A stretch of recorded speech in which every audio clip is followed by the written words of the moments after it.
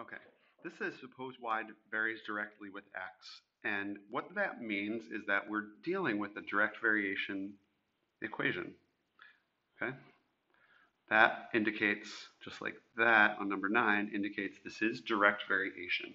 When you know that it's direct variation, you know that you have an equation y equals kx, which when dividing both sides by x, you find that you can find the k value by taking the y coordinate divided by the x coordinate, okay?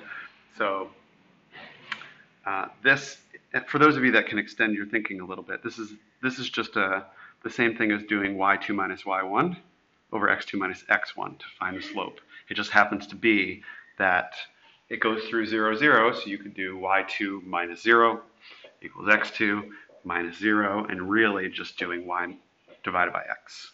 Okay, so that gives you the k value.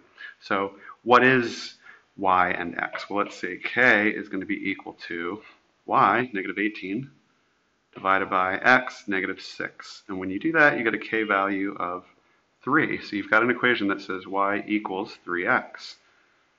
That's the direct variation equation for this problem.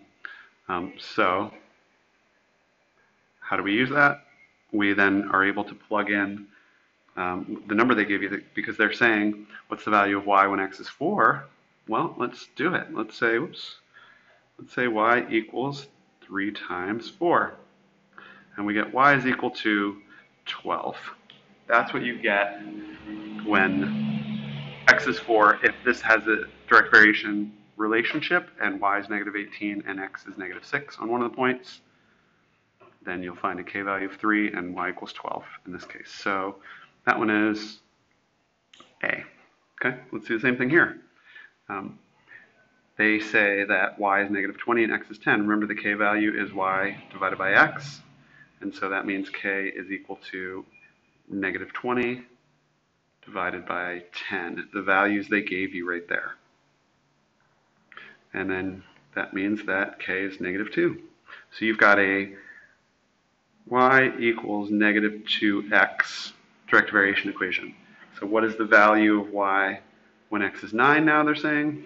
So we say y is equal to negative 2 times 9, or y is equal to negative 18.